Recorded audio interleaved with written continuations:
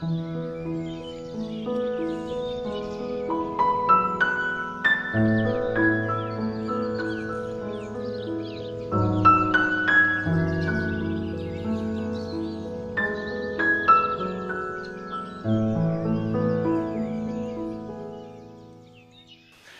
back again. So now we can continue this exciting suttas of the Buddha and see where it gets us. Today, or rather this afternoon, I'm going to have a look at just dependent arising in brief, just to get an overview of what it is about, and then we can go through it in detail over the next 3 or 4 days or something, and see where that gets us. So the first sutta I'm going to have a look at, just to give it just a brief background to dependent origination again, is called the Singsapa Grove Sutta. It's a very famous simile that I'm sure you all heard about before. I just want to use this just to how we should approach dependent origination, also other aspects of the Dhamma. Use this as a kind of framework to start out with. Okay, so I'll just read this and I'll make a few comments on this sutta as I go along here. On one occasion, the Blessed One was dwelling at Kosambi in the Singsapa Grove. Then the Blessed One took up a few Singsapa leaves in his hand and addressed the monks thus: "What do you think, bhikkhus? Which is more numerous, the few leaves that I have taken up in my hand, or those in the grove overhead? Venerable Sir, the leaves that the Blessed One has taken up in his hand are few, but those in the grove overhead are numerous. So too, bhikkhus, the things that I have directly known but have not taught you are numerous, while the things I have taught you are few. And why, bhikkhus, have I not taught those many things? Because they are unbeneficial, irrelevant to the fundamentals of the spiritual life, that do not lead to revulsion, to dispassion, to cessation, to peace, to direct knowledge, to awakening, to nibbana. Therefore, I have not taught them." So, I think this is an important point that the Buddha is making here. The point is that his understanding of things, his understanding of the world, his understanding of whatever matters is quite large. He has a lot of knowledge, if you like, a lot of insight. The word he uses here is things I have directly known. The word is abhinya, and abhinya really refers to direct insight or understanding of things. So one translation of that word would be insight, and I know somebody who actually uses that translation for abhinya. So all the things I know a lot of things, but I only teach a few of those things. And why doesn't he teach all of those other things? Because they're not really directly related to the brahmacharya, to the monastic life, to any life which has to do with Buddhist practice. And this is an important point, because what are these things, right? It's important to kind of reflect a little bit. What are these things that the Buddha doesn't teach? Well, if he has realized something through abhinya, if something is true about the world or whatever, then we can take it that these things that he has realized are like philosophical points, right? Things that are true about the nature of reality, the nature of the world, but don't actually have any direct impact on how we're supposed to do our practice. Remember that even science used to be called natural philosophy. If you go back 100 years or so, something in English, science was natural philosophy. So science is also included in that. It's a very broad idea of what philosophy is. It's very broad. It's basically about understanding and especially understanding the world in a broader sense. And I remember a while ago I was reading this sutta out to somebody, I can't remember where it was anymore, and I said to them, wouldn't it be exciting to know all those things that the Buddha knew about? Wouldn't that be really, really, really cool to know that? And they said, yes, that would be great. I would like to know all those things that the Buddha knew, but that he didn't teach. And then I said, well, that's exactly the point, right? The point is that it is interesting. We want to know about science. We want to know about the workings of technology. We want to philosophize sometimes. Is one of the things that you philosophize about, is the world Is it just mind-made, or is there any physical reality to the world? These kind of things, which are later philosophical discussions that they actually had in Buddhism, right? We know they had these ideas were discussed a lot. And if you look at the history of Buddhism in India, you see the various types of school of Buddhism. A lot of philosophical speculation was done in those schools. And I think a lot of the decline of Buddhism in India, I mean, yes, the Muslim invaders did their part, but that wasn't the main reason why Buddhism disappeared. It disappeared mainly because of the corruption within Buddhism itself. The decline was already very strong before the Muslims came, and then the Muslims kind of killed it off, were kind of the final straw that kind of eliminated altogether.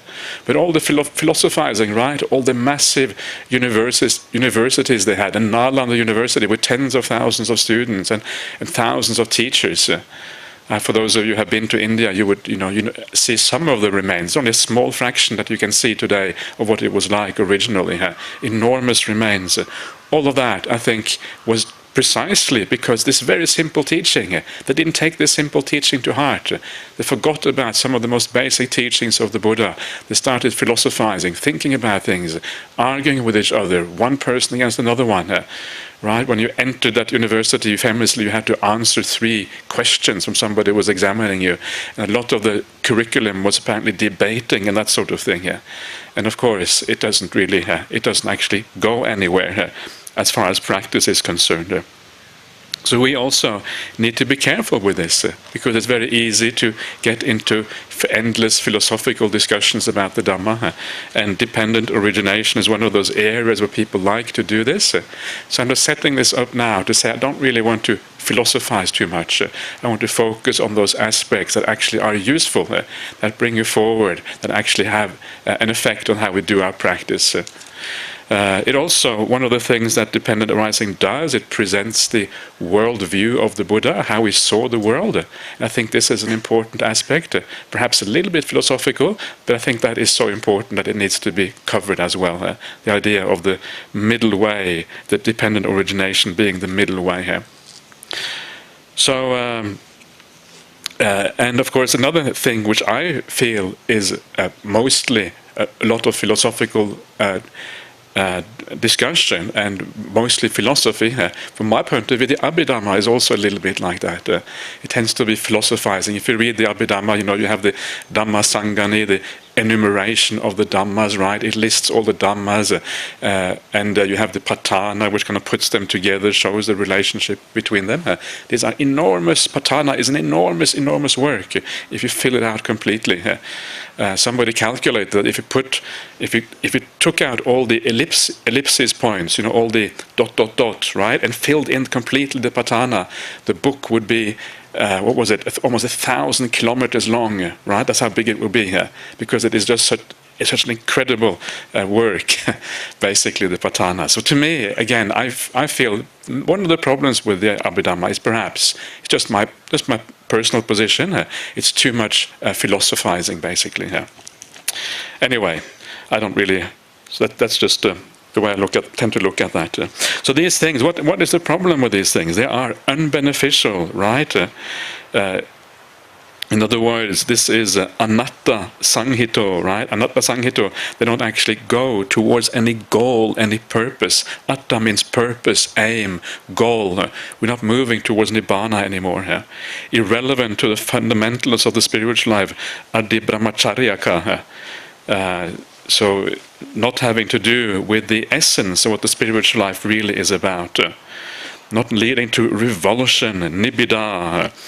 This word in the suttas, which I think is sometimes translated as disenchantment, but I think translating it more strongly brings out the flavor of what this word is about. Maybe repulsion would work, right? The idea that you're turning away from something quite forcefully because you see the dukkha. You say, oh no, I can't take it anymore. You turn away. It's like you are repelled by it. Nibbida. Dispassion, viraga, cessation, nirodha, peace, upasama, this profound peace. Here we get to these beautiful things on the path. Direct knowledge, abhinya, enlightenment, sambodha, and nibbana, of course, at the very end. All of those things, you are not getting there through speculation. These days I think it is nice to translate all the words, even a word like nibbana I prefer to translate. Sometimes when you leave these words untranslated, it means that people don't really have any feeling for what it means. At the time of the Buddha, nibbana would have a very clear meaning. It would mean something which is extinguished or extinctive. So I like to translate nibbana these days as something like extinguishment, something which is extinguished, like a flame going out. You know the simile from the suttas, right? And when you do that, you give it a meaning in the same way that this had a meaning for people in ancient India when they were reading these things. Otherwise, nibbana is just like doesn't have any meaning. You can put anything you want into that word and think it means almost anything here. So this is the reason I have not taught these things. So what has the Buddha taught? And what bhikkhus have I taught? I have taught this is suffering. I have taught this is the origin of suffering. I have taught this is the cessation of suffering. I have taught this is the way leading to the cessation of suffering. And why, bhikkhus, have I taught this? Because it is beneficial, relevant to the fundamentals of the spiritual life, and leads to revulsion, to dispassion, to cessation, to peace, to insight, to awakening, and to extinguishment. Therefore, I have taught this. Therefore, bhikkhus, an exertion should be made to understand this is suffering. An exertion should be made to understand this is the origin of suffering. An exertion should be made to understand this is the cessation of suffering. An exertion should be made to understand this is the way leading to the cessation of suffering. So that is what the Buddha has taught, because it takes you to the goal, it leads you somewhere. And of course, in a sense, the Four Noble Truths that you have that are mentioned here in brief, of course, that is like a cover for all the teachings of the Buddha, right? Everything that he has said, this is like a summary or a container for all of those teachings.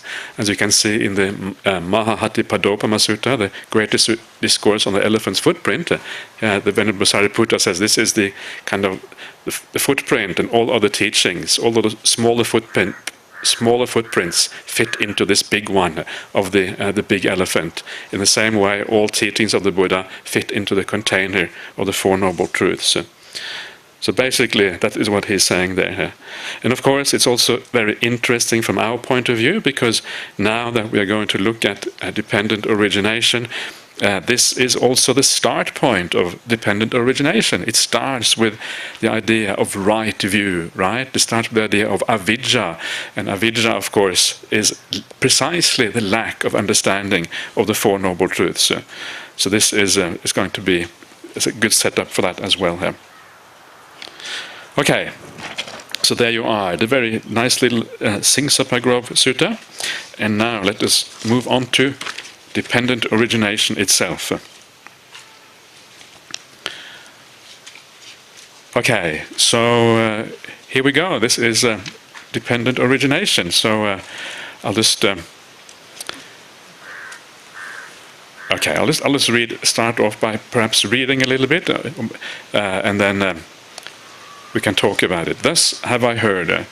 On one occasion, the Blessed One was dwelling at Savatthi in Jeta's Grove, Anathapindika's Park.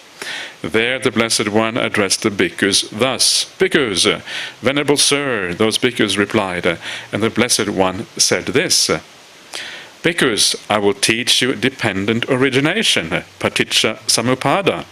Listen to that and attend closely. I will speak." "Yes, Venerable Sir," those bhikkhus replied, and the Blessed One said this: "And what, bhikkhus, is dependent origination? With ignorance as condition, there are volitional formations, or there are willed activities. With willed activities as condition, there is consciousness. With consciousness as condition, there is name and form. With name and form as condition, there is the six sense bases. With the six sense bases as condition, there is contact. With contact as condition, there is feeling. With feeling as condition, there is craving. With craving as condition, there is clinging. With clinging as condition, there is existence. With existence as condition, there is birth. With birth as condition, there is old age and death, sorrow, lamentation, pain, displeasure, and despair. Such is the origin of this whole mass of suffering. This because is called dependent origination. Okay, so I'm sure you all know this teaching already. It's kind of one of those things that and in the Buddhist country you would learn about, almost everyone would learn about. But it is a profound teaching. It has a lot of implications. I'm not going to pretend that I know all the implications of dependent origination. All I can really do is to draw out a few that I feel are important. Remember what Venerable Ananda said in the Mahanidana Sutta, which is one of the main suttas on dependent origination. He says to the Buddha, "Oh, dependent origination, it is so profound, so deep, but I can see it really clearly." And then the Buddha rebukes him, says, "Do not say so, Ananda, do not say so. This dependent origination really is very deep."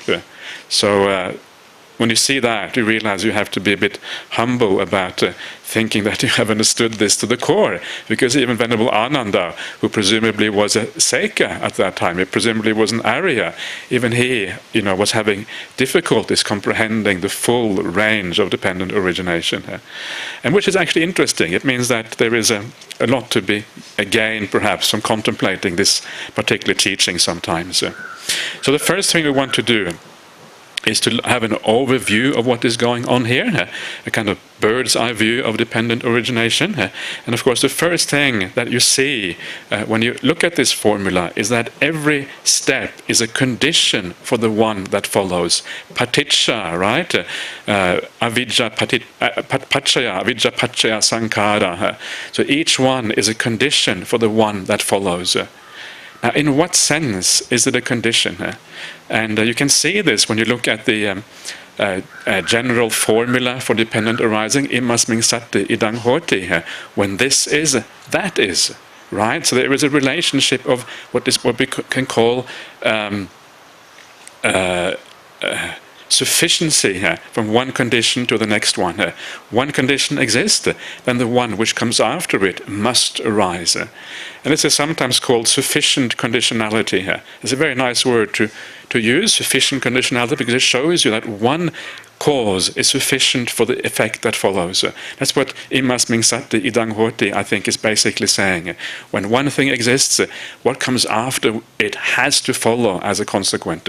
One is a sufficient condition for the other one. So the point here with this dependent origination is that every link is a sufficient condition for the link that comes afterwards. And because it is a sufficient condition, it means that when the first condition is in place, the second one has to arise. When the second one arises, the third one has to arise. And so it goes all the way to the end, to dukkha at the end of dependent origination. So once you have avidya, you have no choice. You have to suffer, right? There's no such thing as ignorance is bliss, right? This is kind of some of this. You have to be very careful with this kind of modern sayings, right? Oh, ignorance is bliss, that kind of stuff, because often it is some kind of shallow saying which has nothing to do with reality. In Buddhism, ignorance is suffering.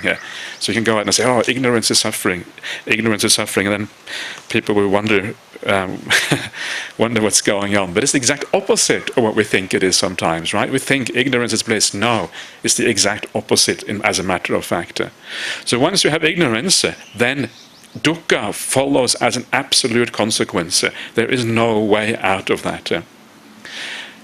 But what is interesting, in the next paragraph we talk about the cessation order of dependent origination, right? When you eliminate avidya, what happens then? And then the opposite happens. From the elimination of avidya, sankhara is eliminated. And again, it's exactly the same thing. Each step of the way, from eliminating one, the one afterwards is eliminated. And this shows you a different kind of conditionality, which also is happening within dependent origination. And this conditionality is one of necessity, necessary conditionality. In other words, if avidya isn't there, sankhara cannot happen. Sankhara depends on avidya for its existence. Without it, it's impossible for it to be there. Avidya is a necessary condition for sankhara. Sankhara is a necessary condition for vijnana, consciousness.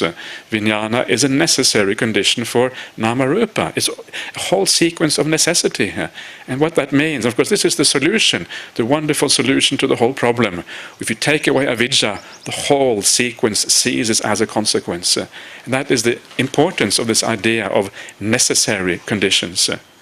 So in the forward arising of dependent origination, you have the conditionality called sufficiency.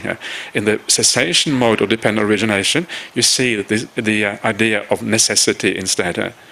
So I think you all know this already. It's just these are just a way of labeling it and showing how this works in a way which makes sense also in English, if you like. Yeah. So this is what it is. It shows us basically why suffering exists in the world, or why there is suffering, or why there is not suffering is the alternative. And when you have a sequence of that with 12 links, each one leading to the next one, and again, it's the same thing I was talking about this morning here, that the importance here is, of course, then the first link and the last link are the most important ones. Because the ones in the between, they just transmit like information from the first one to the last one here. So if you focus on those just for a second, the first and especially the last link of dependent arising here, the last link shows us then the purpose of all this, right? It shows us why the Buddha has talked about this. The last link is dukkha.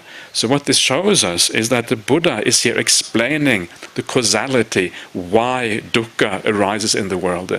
This is the main purpose of dependent arising. Why is the dukkha? This is what it shows us. And of course, that is why it is so useful, right? Everybody wants to know why there is dukkha, because if you know why there is dukkha, you also know why there is a lack of sukha. If you know why there is suffering, you know why there is a lack of happiness. So it is of course, basically the thing which this dependent origination is basically the answer to that question that everybody has in their life. How can we move towards more happiness?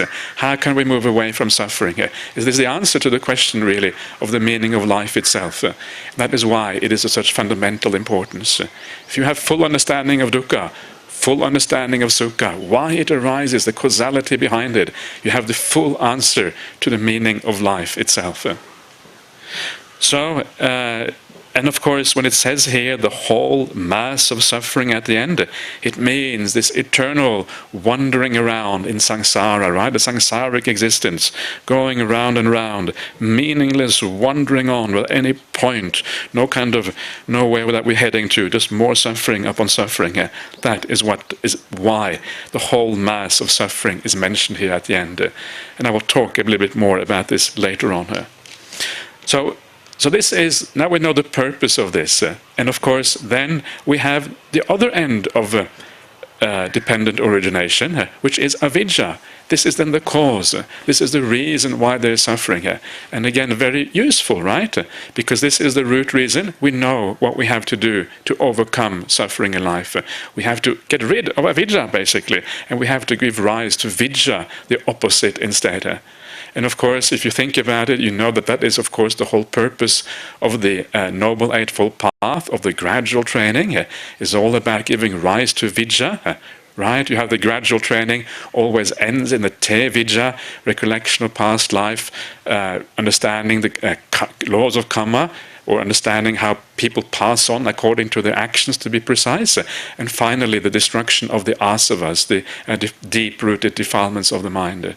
This is that real te vidya. So by giving rise to that, you are eliminating avidya, so we know what we have to do. And this is how the gradual training connects directly into the noble, to dependent arising, right there. So again, it's this kind of jigsaw puzzle where everything belongs together. So that is just an overview of dependent origination. It gives you an idea of why the Buddha taught these things. You might ask the question perhaps at this point, well, but doesn't the second noble truth, doesn't that say that tanha is the cause of suffering? Why does dependent origination say ignorance is the cause of suffering? Which one is right? Maybe did the Buddha contradict himself? Or did somebody else maybe put these things sneakily into the canon because they weren't happy with tanha? Tanha wasn't good enough, they wanted something more. And the answer is that there is, with everything, there is many ways of regarding the Dhamma. We should be very, very slow to kind of assume that one thing is wrong, another is right. They're just different angles of seeing the same thing. And of course, in here, you see tanha, craving is right there in the middle. And of course, tanha also is a condition for birth or for suffering itself. And in fact, when you read certain suttas, like the well-known Bhava Sutta of the Anguttara Nikaya 3s, it says that craving is the sap that allows consciousness to grow in a certain existence. So in that sense, craving is the cause, right? Because it allows consciousness to grow. Without craving, consciousness cannot grow anywhere. It means it comes to an end instead. So in one sense, craving is very much the cause of suffering in that sense. It drives the round of existence, drives our movement from life to life, right? Without craving, that cannot happen. But the problem with craving is that you cannot really just stop it. You can't just say, craving, stop, right? Or you can't do anything to eliminate craving. What you can do is you can reduce craving by yoniso manasikara, by sense restraint, indriya samvara sila, all of these things. By practice in the right way, it can kind of die down, right? Until one day you get into samadhi, and then you come out of samadhi and you think, yeah, this is it. And if you're not the Buddhist, you think, wow, this is enlightenment, right? I've attained this wonderful, amazing unity with the universe. Whoa, wow, how wonderful. And then one day craving comes back again. This is the problem, right? It is always there in the background. You cannot permanently eliminate craving just by restraining the senses and these kind of things. And this is why going back to the root of avidya is so important. Sometimes people say that the dependent arising can kind of be broken between avidya and tanha. But I think that is true to some extent, but it's not the full truth. The full truth is that dependent arising can only really be eliminated at the very beginning, at avidya. That is where you have to eliminate it. That is the kind of root problem of this whole thing. And that is why the Buddha brings it back all the way to avidya instead. Avidya, yes, that we can do something about. We give rise to vidya instead, through samadhi, through insight and these things. So, and that is also why sometimes when you read the suttas, you see that the Buddha sometimes puts dependent arising instead of tanha being the cause of dukkha. Sometimes dependent arising is there in the second noble truth instead, in the same way here. Okay, so that is the reason. So dependent origination is really the fullest explanation of this, right? And this is kind of the idea. In a sense, you can say that when the Buddha says that tanha is the cause of suffering, you could say that that is a very short explanation of dependent origination. It's like the shortest one. But this is kind of the standard way that it is explained. So what else is this formula about? That's really enough, isn't it? It shows that ignorance is the root cause of suffering. That's already pretty profound and very important, obviously. But does it show anything else? And the answer is yes, it probably shows a large number of things. And one of the things that it shows is also how this process happens without any abiding self, without any I, without any permanent entity, any essence inside of us. And this is one of the most important things that dependent origination shows. And that is perhaps the most profound aspect itself of dependent origination, that it shows how just a large links of causes and effects eventually gives rise to suffering without any self inside, without any kind of solid thing inside, which is at the core of this whole process.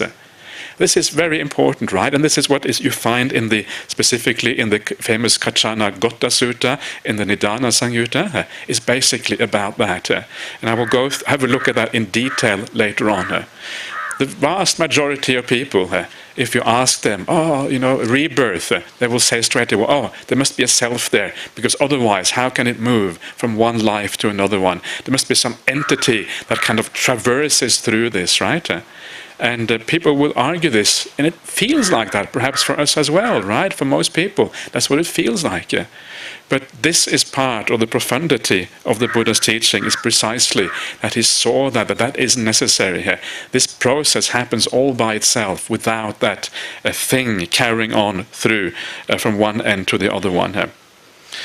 So that is another very important aspect of dependent origination, and that is one reason why it is called the middle way. It is the middle way between annihilationism and eternalism. And I will show you later on why that is the case and how it is the middle way between those two. Okay, so that is what it does. What else does dependent origination show? There are more things, but I'm not sure if anything comes to the mind right now. What else is in there?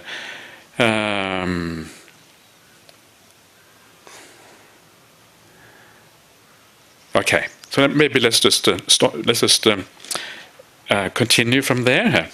And so having looked at the kind of the overview of what dependent origination is about, now I want to look at each of the factors and just to very briefly see what they are and how they work and how the conditional relationship works from one factor to the next one. This is just going to be in brief. I think it's perhaps important to say these things a few times, because they tend to be quite interesting, but also quite profound.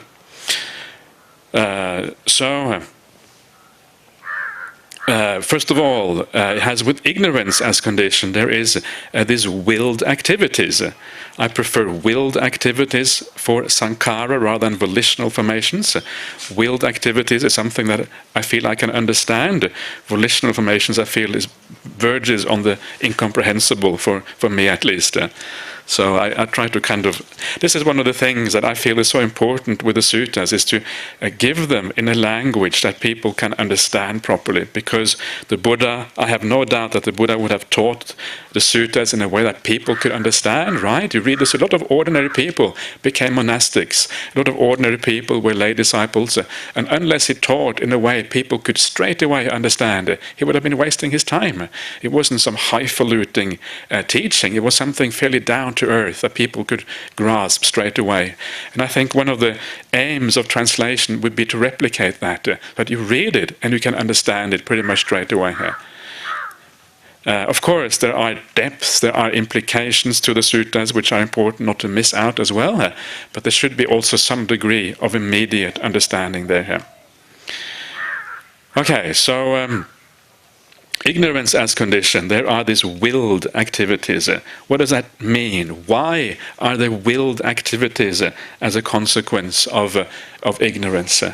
And the main reason for that is because one of the main things that we are ignorant about is the happiness and suffering in the world, right? We don't really understand where true happiness lies. We don't understand where suffering lies. And that's why the Buddha has to start out with talking about the first noble truth, the noble truth of dukkha, because he has to tell us, actually, there is a problem here. You don't even see this problem. You don't know. You think this is happiness, but actually it is suffering here.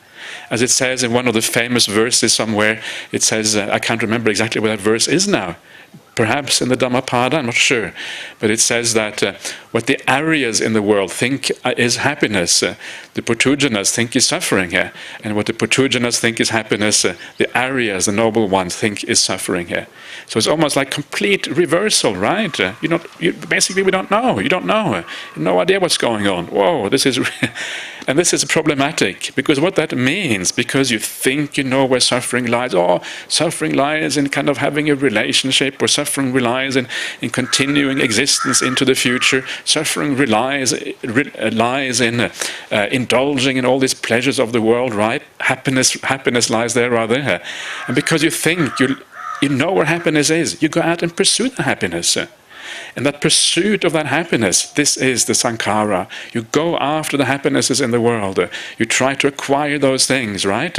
Of course, after a while you start to think, well, maybe there's something not quite right about this. But it takes a while to change the course of the mind, because the mind is like this freight train, this heavily loaded freight train, has a massive momentum, and it's very hard to change course. The habits are so strong.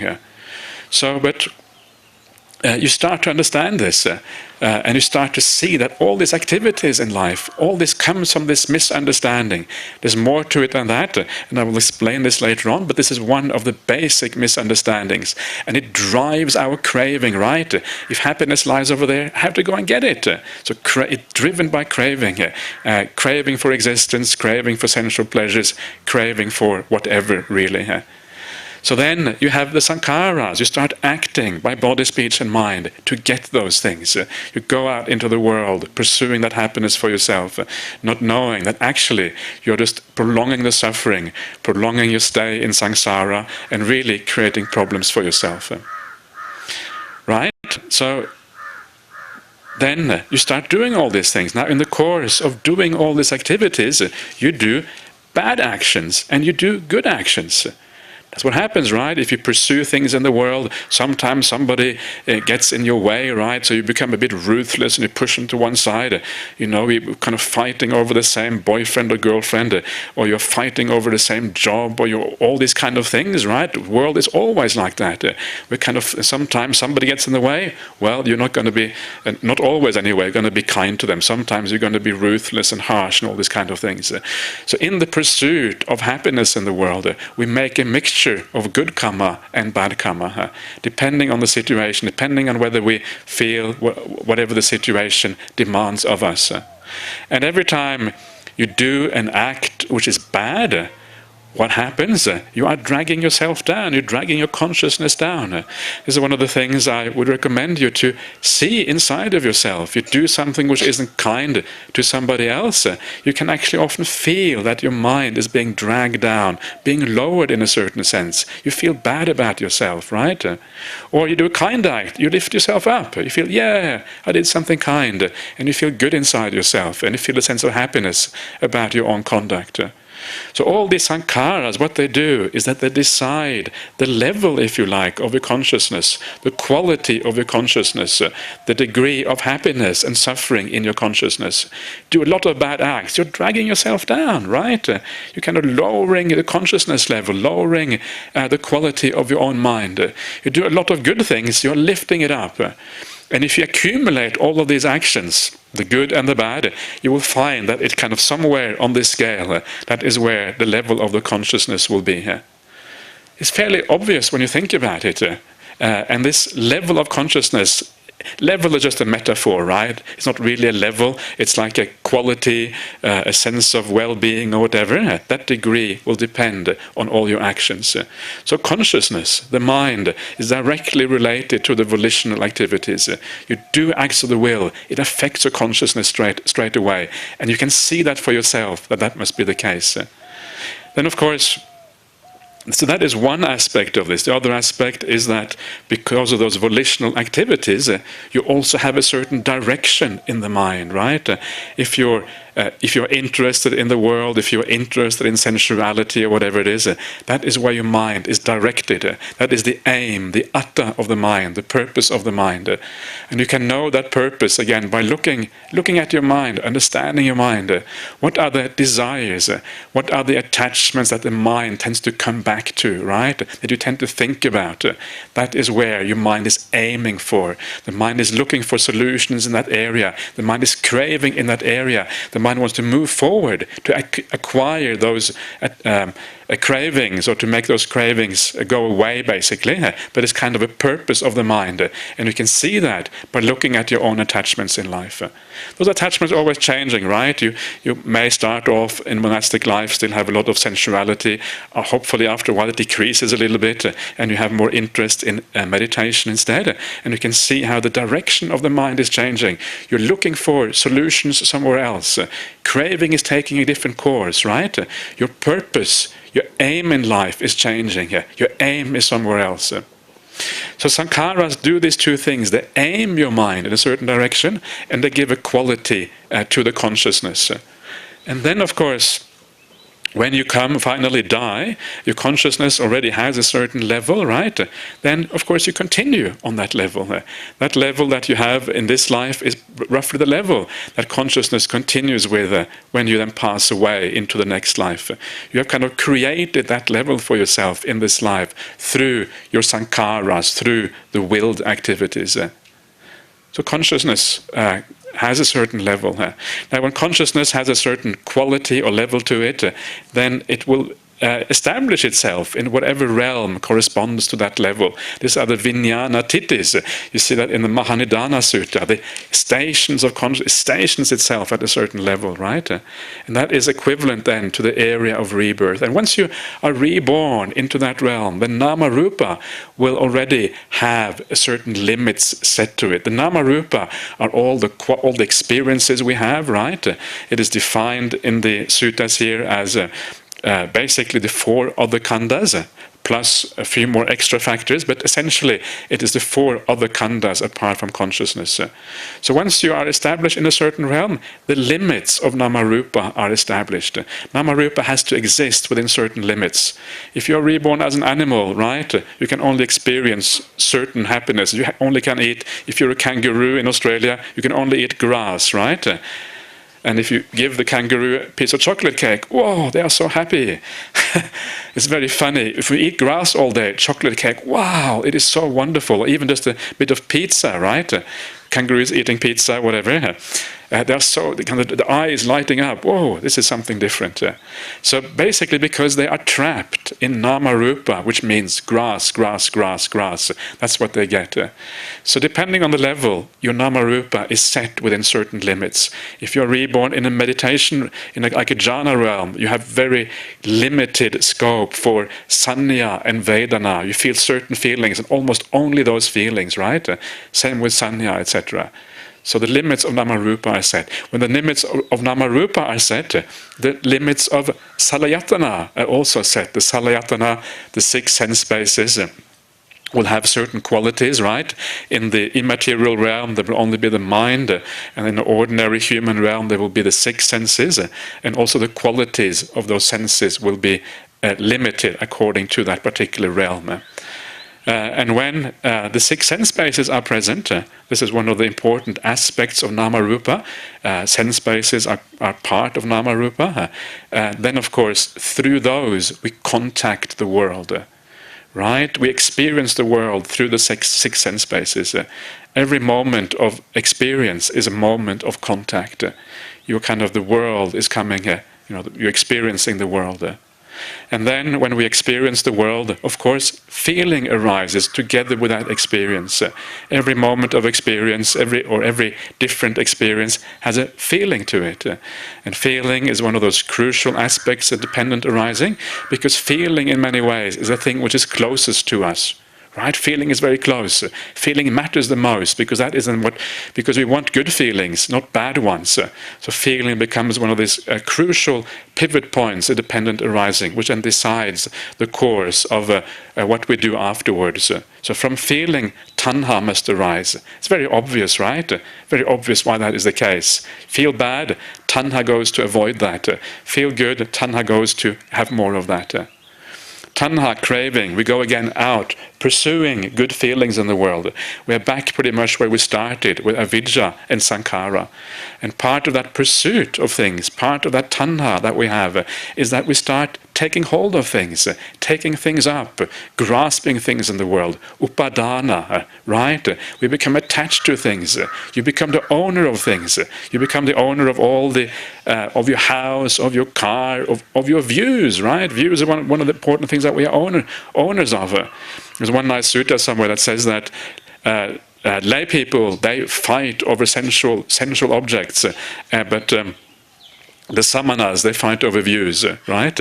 So we own our views just in the same way that we own often the material things. So we take these things up, and I will show you later on how upadana actually encompasses all of these things. And we become owners of these things. And because we are owner of these things, these are the things we are concerned about. If you have a nice house, you have a car, you have all these things, if you have views about certain things, your mind is preoccupied about those things. It tends to go back to those things all the time. So you exist in a sense and have a mental existence that relates to what the things that you own in the world. Bhava, you exist in that way. And of course, once you exist in that way, you create kamma accordingly. This is the kamma bhava. And then when you have that kamma bhava, you can see how this reflects the first part I was talking about. When you have the kamma bhava, you then have the, this is the commentarial term, the upapatti bhava, which is basically, I understand, to be jati. Jati, yeah, you get reborn in a certain realm. And once you are reborn in a certain realm, you are stuffed, right? That was the big mistake. You got reborn. Okay, so now you're going to have to experience old age and dying, and the whole mass of suffering just keeps on continuing. Once you're reborn, there's nothing much more you can do about that. So that is dependent origination for you in brief, and how it works. And a very beautiful teaching. I think you can already see in there that there's so many practical aspects to that. If you look at it, you can actually see many of these factors alive, probably right now, right? In your existence, in your life at this moment. You can see these things in operation. Yeah. So that is the idea of dependent arising in the forward mode. And now we can have maybe a brief look at it also in the reverse. The reverse mode of dependent arising. So I'll read this out as well and quickly go through how that works as well. But with the remainderless fading away and cessation of avidya, ignorance, comes the cessation of willed activities. With the cessation of the willed activities comes the cessation of consciousness. With the cessation of consciousness is the cessation of name and form. With the cessation of name and form, the cessation of the 6 sense bases. With the cessation of the 6 sense bases, there is the cessation of contact. With the cessation of contact, there is a cessation of feeling. With the cessation of feeling, there is a cessation of craving. With a cessation of craving, there is a cessation of taking things up or grabbing hold of things, of attaching to things. With a cessation of attachment, there is a cessation of existence. With a cessation of existence, there is cessation of birth. With a cessation of birth, there is cessation of old age and death, sorrow, lamentation, pain, displeasure, and despair. Such is the cessation of this whole mass of suffering. Hooray! End of all suffering, yeah. Great, right? So this shows you the ending of all of this, how the whole mass of suffering comes to an end. And of course, remember, the Buddha he always understates himself a little bit. Buddha is one of the original understaters. When he says the end of the whole mass of suffering, of course, he means that in a very complete sense. Every tiny smudgeon of suffering here has come to an end as a consequence. So, again, so let's just quickly go through this. I think it's important to go through this a couple of times because it is, there's a lot of information, so to speak, to digest. So the more often we go through it, maybe the more clear it will become, perhaps. So the fading away of avidya, cessation of avidya, what does that mean? It means that you understand that the places where you thought happiness were to be found in the world, right? In sensuality, in existence itself, right?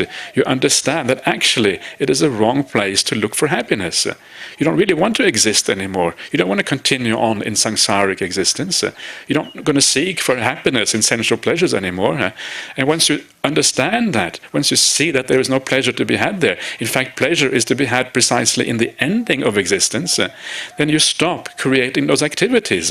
You stop looking into the future for some kind of happiness, and you just become happy in the present moment. You no longer create that future because there's no point in creating suffering, creating problems. So the sankharas, they die down. There's no more looking to the future. There's no more purpose, no more aiming in the future for happiness anymore. There's just this happiness, this will abiding in the present moment and being happy here and now, not looking anywhere else. So this is the power of turning things upside down. You stop projecting yourself into the future. And when you stop projecting yourself in this way into the future, it means you have stopped creating kamma, right? In fact, you have made the kamma which makes an end of all the other kamma. And so the consciousness is no longer established anywhere in any particular level. Up to this point, consciousness is established depending on where your mind is pointing. Your mind may be pointing towards the jhana realms or towards the sensual realm or whatever, because that's what you're interested in. That's the purpose of your mind. The mind doesn't have that purpose anymore. That purpose has been entirely eliminated. Your mind isn't pointing towards any realm anymore. It doesn't want to go anywhere, right? Because it doesn't want to go anywhere, it means consciousness isn't established in any of these levels. It's got nothing to do with these particular levels. And also, the color of consciousness, suddenly instead of being kind of the color of consciousness either being very bright or very dark, you have now made the kind of kamma which is neither dark nor bright. It's like consciousness has gone beyond the whole idea of dark and bright kamma to the neither dark and bright kamma. And for that reason it doesn't really have a coloring which matches with any particular future rebirth. So because the consciousness isn't pointing towards anything here, when you die, it isn't going anywhere. It's not projecting itself into the future. It's not kind of heading anywhere. It's not established in anything. Because it isn't established in anything, there is no namarupa which then comes into association with that consciousness. And when that is the case, and this is kind of the radical thing about the Buddha's teachings, when that is the case, instead of consciousness kind of continuing on its own without namarupa, because it isn't established anywhere, which is what you will see in certain other teachings perhaps, according to Buddhism, when it isn't established in anything, it has to stop instead. It comes to an end right there and cannot go beyond. And this is kind of the radical thing. Whoa, it stops. And of course, when consciousness stops like that, it doesn't establish itself in any future realm, then all the rest of the links of dependent arising also have to stop as a consequence. No namarupa, right? Because no consciousness to establish in any realm. Because there's no namarupa, no salayatana, no sense bases, no contact, no feelings. Because there's no feeling, no craving, etc. And the whole thing kind of runs out, and there's nothing happening as a consequence of that. So the whole thing then ceases as a consequence of the ending of avidya itself. So that is, in brief, what is happening there. Another way to also understand the cessation mode of dependent arising is to look at it through the link between Vedana and Tanha, feeling and craving, right? So that was like looking at the very beginning of the dependent arising. You can also look at in the middle, and if you look at the middle, of course, what happens is that tanha ceases as a consequence of seeing things as they actually are. You understand that there is no happiness to be found there, so the craving for all of that stops. So now you still feel, but there is no craving here. You're no longer delighting in those things. You're no longer rejecting those things. You kind of just allow them to be, right? You allow things to be here. Because there's no craving. There is no taking up of things. You're not attached to anything anymore. You're not attached to theories, to ideas. You're not attached to worldly phenomena because you don't crave. You don't want to own anything here. As it says in one of the suttas, one of the characteristics of the arahat is that he or she is unable to store things as a person previously did in lay life. In other words, you can't really become owner of things anymore, right? You're no longer interested in all that. So because of that, because you're not the owner of anything, because you don't take things up, you don't exist anymore at any particular level. All of that, your mind is no longer interested in those things. Your mind doesn't roam around thinking about, your attachments and your desires, about your relatives or whatever it is. It's just peaceful, because all of that is kind of gone. All of that is not interesting anymore. And then because, as I said before, the mind isn't at a certain level, no jati is possible. No jati, no birth, then no old age and death can happen as a consequence. So two ways of looking at the dependent arising formula. So that is the formula in brief, and I hope you are still with me to some extent at least. I will be going through this in much more depth over the next few days because I don't know, personally I find it quite interesting and quite useful in the practice how to actually use these things. So hopefully we will get even more clarity about these things as we go along. I'm going to stop there because the hour is almost up. So, okay, very good. So that's all for now, and I'll see you again this evening at 7:30.